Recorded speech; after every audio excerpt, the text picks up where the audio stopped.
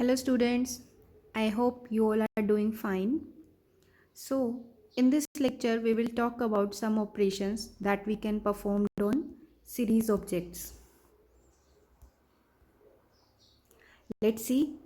First operation is how can we modify any element within the series. So first of all, this is our syntax. You will write series object, then in square brackets you will write the index, and right hand side of equal to you will write the new data value that you want to modify. So let's see these operations by taking one example. So this is our example. In this example we have imported pandas as PD, as you all know. Now let's see. S equals to, S is your object name, PD dot series, this data. We have taken data as list value. List is represented within the square brackets, and index we have taken as A, B, C, D, E, F. Index we have taken as characters. It should be written as, index should be written as A, B, C, D, E, F, like this. It should be written like this. Now when we will give the input as S as the series object name, we will get the output. Now in output you have A, B, C, D, E, F as your index and their corresponding values. Here our data is of type integer, so our data type is int64. So we will use this example and perform operations on various operations on this example. Now let's see the operations. First of all, I want to change some value. To change individual value. So our syntax was, first you will write the series object name, then in square brackets you will write the index and then its value. So here is this example. I have written S as your object name, and in the index I want to change the value present at index B, and I want to change the previous value to new value, that is 12. So now then I will give the input command, and as a output my new value is, earlier my value for B index was 4. Now I have changed this value to 12. So in this way I can change the individual value. Same data type will be integer 64. Now let's move onwards. Now I want to change value in certain slice. Certain slice means, as you have already studied list slicing and string slicing, so in this way we will also see the object slicing. Now I want to change some value in the slice 2 to 5. Syntax is same. First you will write the series object name, then in square brackets earlier you have written the index, now you will write the slice. So here we have written 2 to 5. That means 2 is the starting value and 5 is the ending value. So you know how to use this. So you will use index 2, 3 and 4. We will not take 5, we will take value 1 less than the ending value. So I want to change the value present at index 2, 3 and 4, and new value I want to give is 20. Okay. So your index were in the form of A, B, C, D, E, F. That means A is at 0th position, B 1, C 2, 3, 4 and 5. Now I want to change value at position 2, 3, 4. That means 2, 3 and 4. So I have given these three value as 20. In this way I can change value in a certain slice. Okay, I hope you are understanding this. Now let's move. This is one more example to change value in certain slice. Now I have given this slice, that means 1, colons 5 colons 2. In this I have given 3 values. That means 1 is the starting value, 5 is the ending value, and 2 is the step value. So you will move to 1 to 5. So we will take 1, 2, 3 and 4. We will not take 5, as you all know. We leave the 1 value before the ending value. So we will take 1, 2, 3, 4. Now our step value is 2. That means we have to go to every second value, or you can say you can leave 1 value. So first we will take the first value, then every second value. We will leave this value, and there is no other than. So we have to change slice at position 1 and 3 only. So this was 0, 1, 2, 3, 4 and 5. So 1 and 3, 1 and 3. So at position 1 and 3 I have changed the data to 30.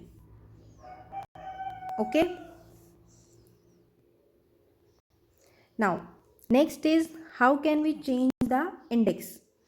So this is the benefit of using series object. We can also change index, not like NumPy array. In this we can change the index also.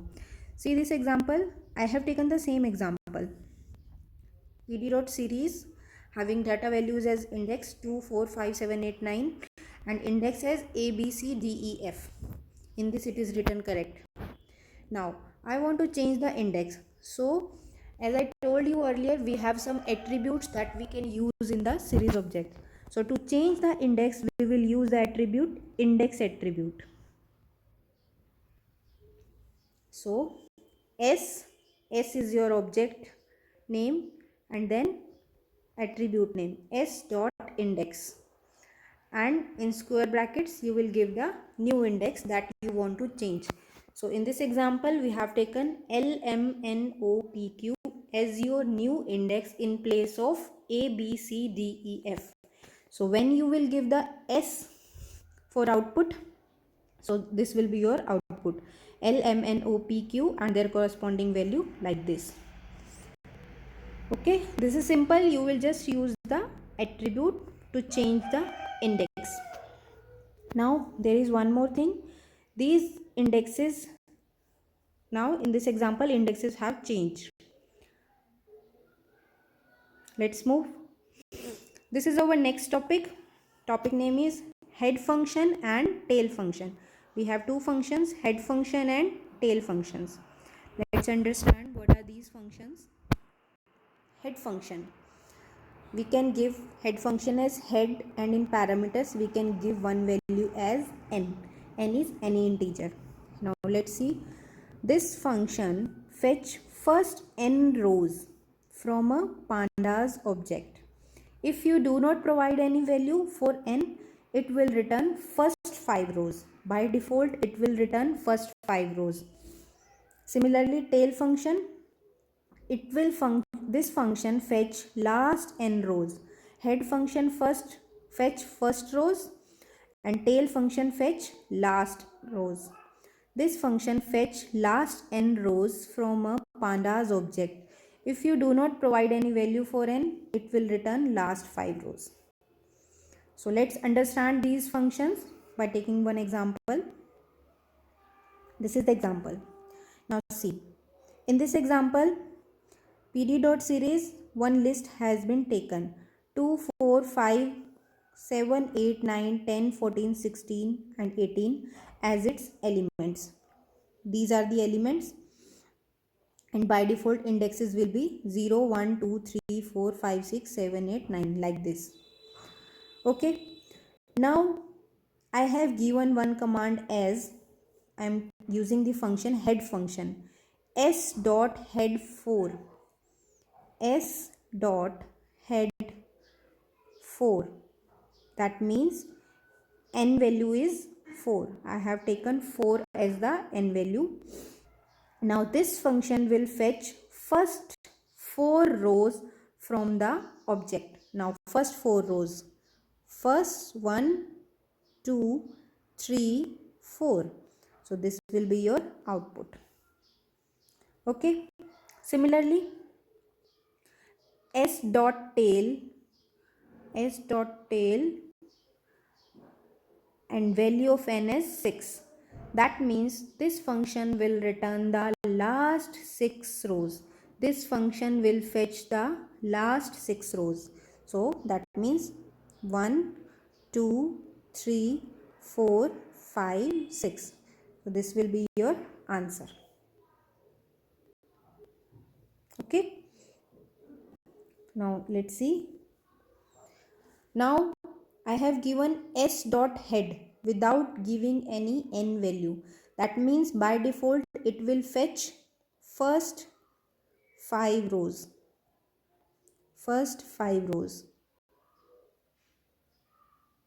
So first 5 rows 1, 2, 3, 4 and 5, 0 to 4. Similarly, s dot tail without giving any parameter. So by default it will fetch last 5 rows.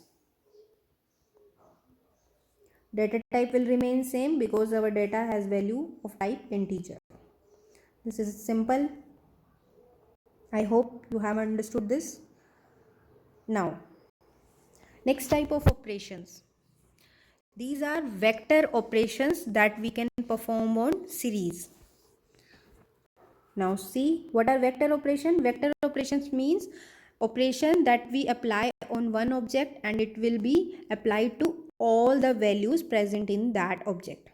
So see, this is our example. I have written only the output. Now in this example we have 4 elements 10, 11, 12, 13 with the indexes 1, 2, 3, 4. Okay. Now I am applying vector operation. So I have applied addition operation. I am adding s plus 3. So this operation will add 3 value to each and every element. So your output will be 10 plus 3 13, 11 plus 3 14, 12 plus 3 15 and 13 plus 3 16. That means this operation is performed to all the elements present in the object. Now next is s multiplied by 2. So in this case every element will be multiplied by 2. So 10 will be 20, 11 will be 22, 12 will be 24, 13 will be 26. Simple hai? This is very simple. Now this is one more example. This was our original example having values 10, 11, 12, 13. Now I have taken vector operation as s greater than 10. Now this operation is checking if the value present is greater than 10 or not. So at index 1 value is 10, it is not greater than 10. So this will give me false. 11, it is greater than 10. So this give the value true. 12, true. 13, true. Now in this case our data has been changed to some other data type, that is Boolean type, true and false. So data type will be bool, B-O-O-L, Boolean type. Clear? Now there is one note. We can also store these results in other objects. Means we can store results in other objects. For example, let's take this example only.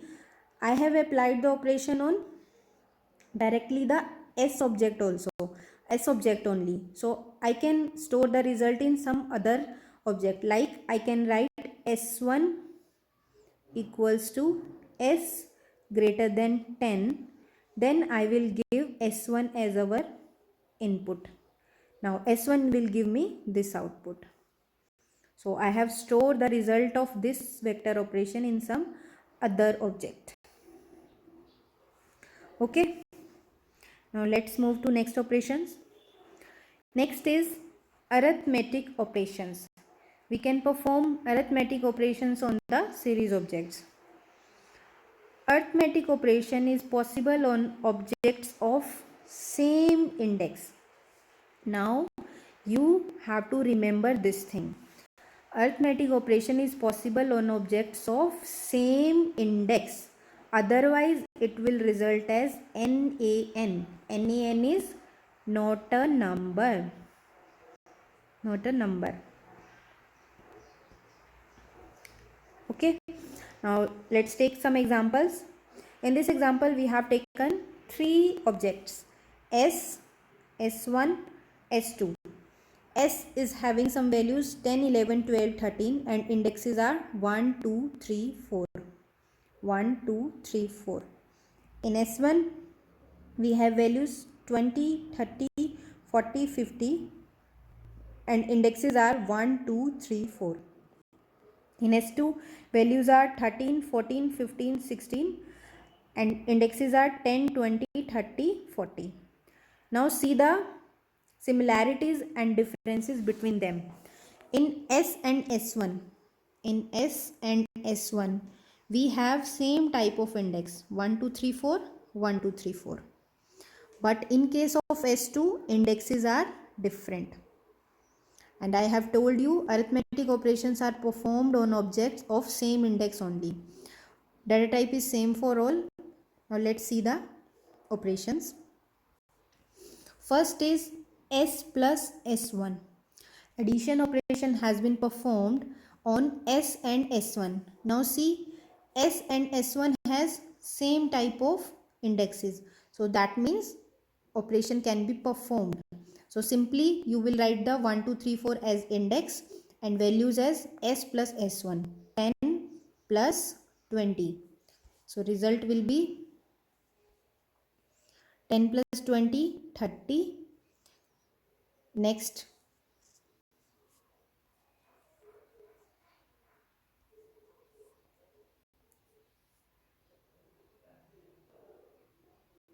next is 11 plus 30, 12 plus 40, 13 plus 50. So we will get the answer. Simply all the values of S and S1 will be added because both these objects have same type of index. So this one is simple and it is clear. Now see another one. In this, S multiplied by S1. Arithmetic operation has been performed on S and S1. So this can also be performed because both the objects S and S1 has same type of index, that is 1, 2, 3, 4. So their values will be multiplied. This is also clear. Now see this one. This is important. Now in this example, we have performed S plus S2. That means addition operation on S and S2. Now see, S has index values as 1, 2, 3, 4 and S2 has index values as 10, 20, 30, 40. Both these objects have different index values and I told you arithmetic operation is possible only on objects of same index, but in this case indexes are same. So our result will be NaN like this. So 1, 2, 3, 4 are the indexes of S. 10, 20, 30, 40 are the indexes of S2. Indexes will be written and result is NaN. Okay. So while performing arithmetic operation on series objects, you have to remember only one thing: same index. Otherwise, result will be NaN. Okay, let's move. Now, this is one more feature.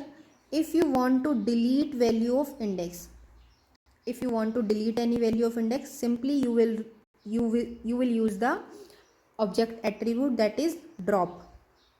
This was our example 10, 11, 12, 13. Now I want to drop the value at present at index 3.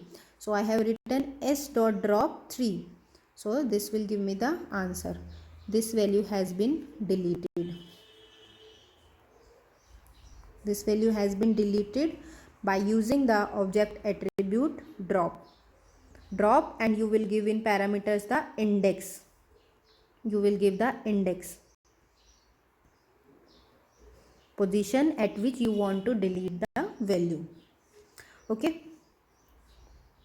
Now this is very important. What is the difference between NumPy array and series objects? These are the main differences. Let's understand them.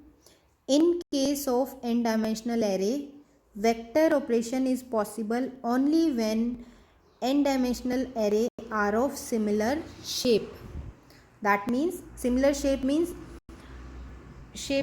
they should be have same number of elements. If one array has 5 elements, then second array should also have 5 elements to perform the vector operation.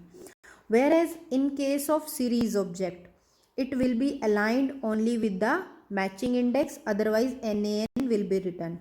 So as you have seen the example, in case of series, if indexes are not matching, you will get the result as NaN, but you will get the result. But in case of n-dimensional array, you will not able to perform the operation. So this is one difference. In case of series, we can apply the vector operation even if the series have different type of index. Means you will get the NaN value, but you are able to apply the operation. But in case of n-dimensional array, if shapes are different, arrays are of different shape, different type of number of elements, then the vector operation is not able to be performed.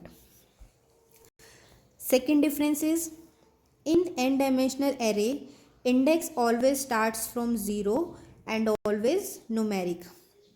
In n-dimensional array, indexes always starts from 0 and it is always numeric. You cannot take any other type of index.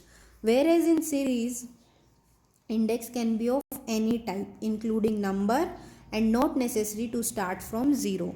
As you have seen in various examples, we can take indexes of any type. It can be of type number, it can be of type characters, it can be of type strings also. And also it is not necessary to start the index from 0. We can start the index from any number, any character, any string. So these were the two differences between NumPy array and series object. I hope this part is clear to you. So our first section of first chapter, that is series, is complete now. So in next section we will start the data frames. Okay, thank you students.